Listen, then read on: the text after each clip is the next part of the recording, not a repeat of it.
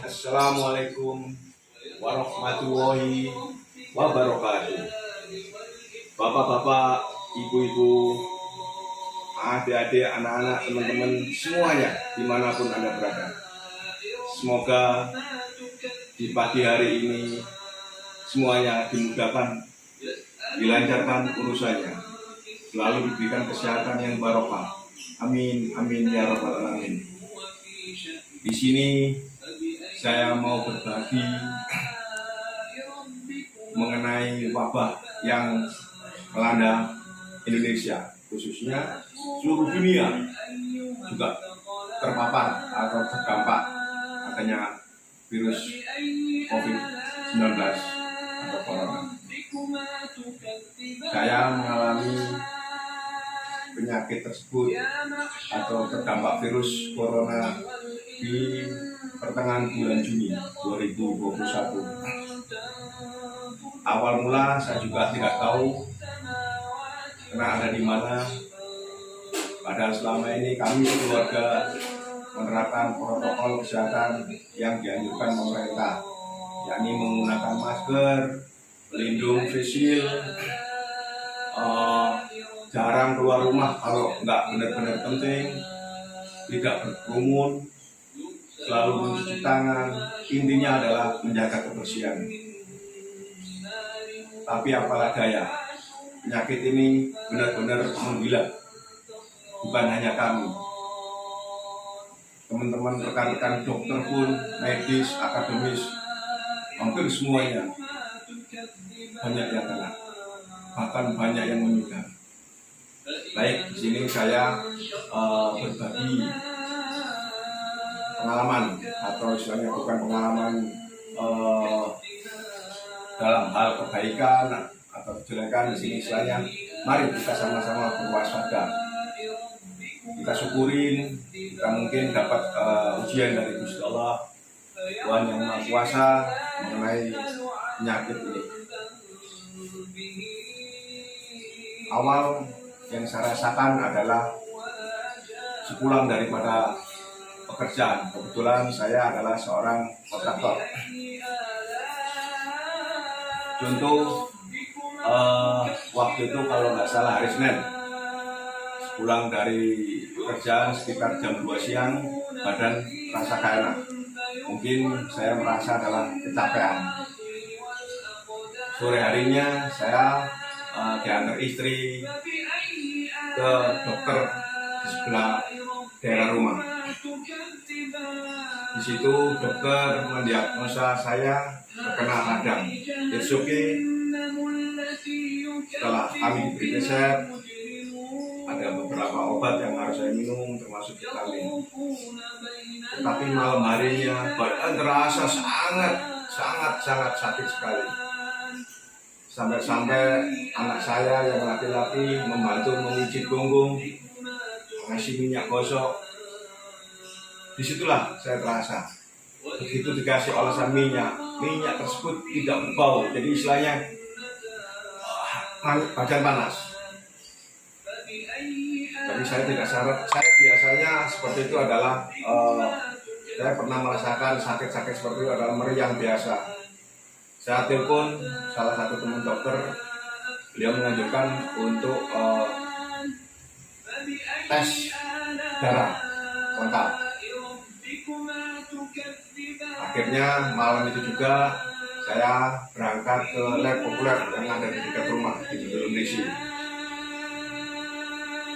Hari itu juga hasil tesnya saya bawa ke dokter, salah satu teman wali murid Muhammadiyah. Di situ dia menyimpulkan bahwa saya terkena demam berdarah.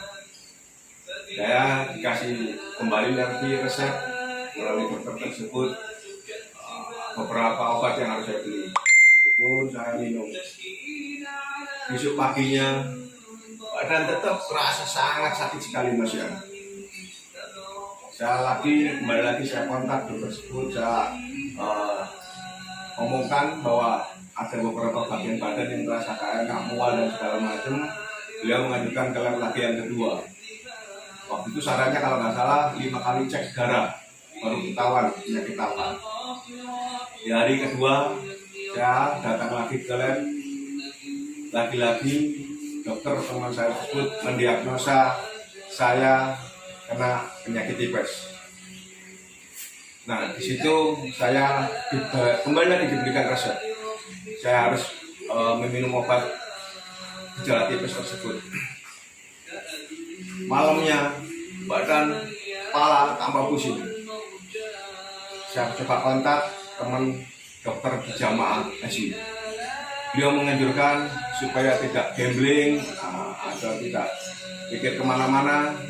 Saya akhirnya datang ke lab yang besar di daerah Erlangga. Jam 9 malam saya diantar keluarga, adik menuju ke sana. Alhasil hari Rabunya keluar muncul bahwa saya positif terkena COVID-19. Alhamdulillah, Allah menguji saya kembali. Saya nikmati sakit tersebut. Keluarga saya sedikit panik dengan kondisi saya. Jadi adik saya sesegera mungkin mencari rumah sakit yang bisa untuk dibuat rujukan saya berobat. Anak saya, istri saya, hampir keluarga mencarikan rumah sakit. Ternyata seluruh rumah sakit yang ada di Surabaya penuh, tidak ada. Istri saya semakin bingung jalan keluarnya apa. Akhirnya alhamdulillah mungkin dari malaikat memberikan petunjuk, diketemukan atau dikenalkanlah bidan Buwati namanya dari Bandung. Beliau mengutus salah satu perawatnya. Alhamdulillah saya mendapatkan infus. Oh ya, untuk penyakit ini saya tidak mempunyai penyakit bawaan dari dalam. Jadi hal ini adalah murni. Jadi saya sakit terkena virus. Setelah saya menjalani atau dirawat, jadi setiap hari perawat tersebut datang untuk mengganti infus, mengontrol saya hampir kurang lebih 10 hari. Saya berbaring lemah, yang mana tanpa bisa makan minum, sebab tidak bisa kita rasakan, baunya juga tidak ada. Alhamdulillah sedikit demi sedikit, saya bisa kembali lagi. Indra penciuman sudah terasa, indra perasa juga sudah bisa saya rasakan. Jadi alhamdulillah. Selama saya sakit, memang kita istilahnya isolasi mandiri. Saya berada di kamar tersendiri, dilepas daripada anak istri. Jadi setiap hari kalau mau ngasih makan, istri saya selalu ditaruh di depan pintu. Jadi pintu saya selalu tertutup. Untuk baju pun supaya tidak terdampak dengan keluarga, dalam hal ini saudara, baju untuk yang saya pakai dipisahkan, disembunyikan kemudian supaya tidak menyatu. Selama hampir 15 hari saya berada di tempat tidur, tidak ada kerjaan selain adalah HP yang ada di tangan saya. Makanya dengan adanya sakit ini saya ada hikmah buat istilahnya YouTube. Jadi saya terus terang selama ini saya tidak suka namanya game, pekerjaan administrasi, televisi. Jadi kebetulan waktu itu yang ada di sekitaran saya adalah televisi maupun HP di dalam kamar. Nah, disitulah di waktu senggang itu sambil saya istirahat, saya mencoba menghubungi teman-teman, sahabat-sahabat saya di grup saya, bahkan grup yang selalu muncul itu saya keluar daripada grup. Sebab banyak sekali kalau tidak saya keluar sewaktu saya sakit itu muncul komen-komen yang bercanda segala macam, yang pikiran saya adalah pekerjaan. Terus terang HP di sini yang saya buat adalah WA untuk bekerja, FB untuk bekerja dengan customer. Nah, di saat saya membuka YouTube, saya lihat beberapa isi daripada YouTube kebanyakan adalah makanan. Enak ya, seperti ini. Bahkan bahkan sampai saya bisa mengenal namanya Atta Halilintar, Mbak Em Wong, Raffi Ahmad. Loh, bikin konten seperti ini ternyata juga menghasilkan. Wah, akhirnya terbesit di benak saya untuk membuat konten. Cuman saya berpikir apakah isi konten yang akan saya tampilkan. Makanan udah banyak, hiburan udah banyak, dunia pendidikan udah banyak. Waktu itu saya di brand project. Wah, kalau saya isi konten project, padahal suasana kondisi negara saat ini adalah sepi. Anggaran semua lari ke kesehatan dalam hal ini untuk mengatasi gelombang corona.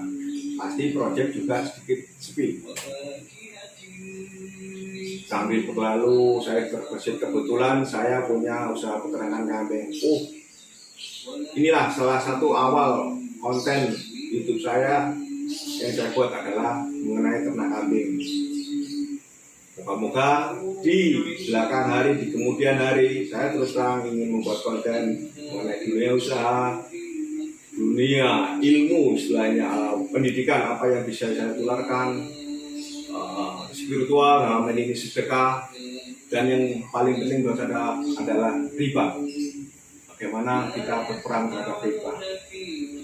Baik, kembali lagi mengenai kondisi sakit saya. Selama saya istirahat selama hampir 15 hari, kondisi sudah mulai sedikit demi sedikit pulih. Jadi saya sewaktu sakit memang saya kasihkan ke teman-teman supaya jangan datang, jangan berkunjung. Terima kasih atas bantuan doanya, dan saya mengucapkan terima kasih sekali kepada teman-teman yang telah mengirim vitamin, obat seperti madu, buah-buahan, bahkan susu kambing untuk kembali lagi menaikkan imun saya. Jadi kembali lagi saya ucapkan terima kasih buat mereka semua. Semoga kita bisa saling mendoakan dan selalu diberikan kesehatan. Sampai hari ke-25 atau hari ke-30 saya bisa bangkit kembali.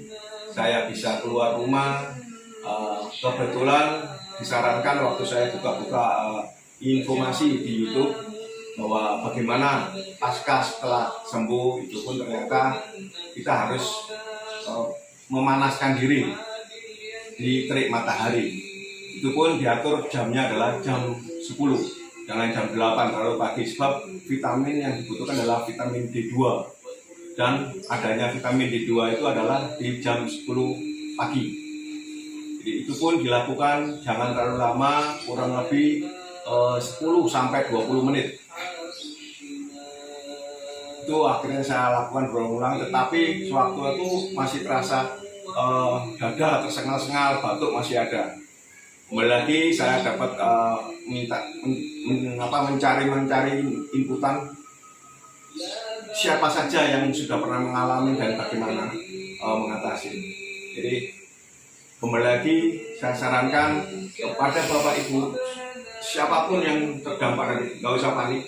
Jadi satu-satunya cara memang kita harus datang ke tempat medis, dalam hal ini rumah sakit atau puskesmas.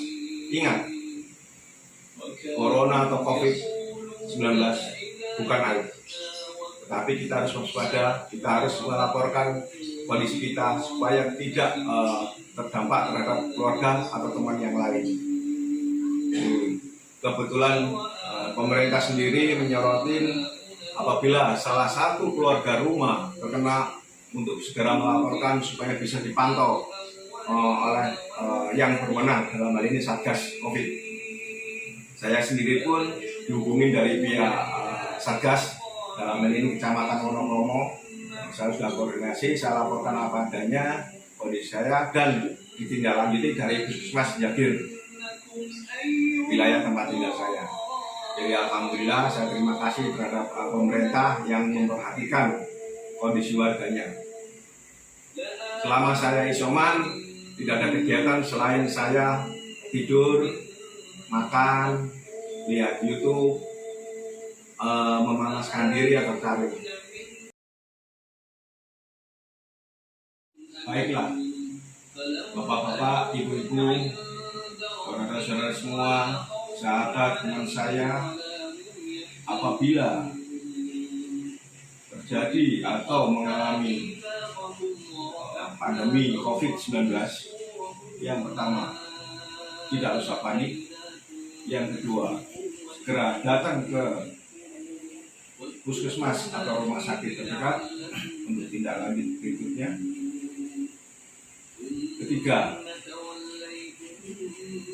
hindari kontak langsung dengan saudara, keluarga, supaya tidak menular ke yang lainnya. Keempat, minum vitamin. Apabila indera perasa atau indera penciuman sudah bisa kembali lagi, makan sebanyak-banyaknya. Yang terpenting adalah orang yang habis terpapar COVID, jangan sampai merasa capek atau terbebani yang berat-berat. Khusus penderita COVID yang mempunyai penyakit penyerta seperti diabetes, jantung, sesak napas atau paru-paru, darah tinggi, saya sarankan konsultasi bersama dokter atau rumah sakit yang khusus menangani COVID. Jadi kembali lagi saya sarankan pada semuanya, ikutin anjuran pemerintah, ikutin protokol kesehatan, gunakan masker, cuci tangan, hindari kerumunan, janganlah pergi apabila tidak penting. Dan yang sekarang lagi desas-desus mengenai vaksin, saya sarankan kepada semuanya, ikutin anjuran pemerintah. Jadi memang ada pro kontra masalah vaksin, tetapi saya yakin pemerintah memberikan yang terbaik. Jadi ikutin, patuhi apa yang dianjurkan pemerintah, yakni yang sekarang adalah vaksin satu, mau jenisnya Sinovac atau apapun lah yang diberikan pemerintah, ikutin sampai istilahnya vaksin yang kedua. Saya kemarin sempat setelah sembuh ada permintaan plasma darah. Kebetulan saya juga donatur untuk donor darah. Jadi kemarin ada salah satu medsos membutuhkan plasma darah. Insya Allah saya siap. Dan kebetulan hanya faktor legal, yakni satu harus PCR 2 kali istilahnya. Kedua sudah sembuh ya. Jadi yang problem di saya kemarin adalah yang saya tidak bisa membantu untuk donor plasma darah saya. Jadi secara legalnya, jadi istilahnya tidak memenuhi, belum di PCR yang kedua kalinya.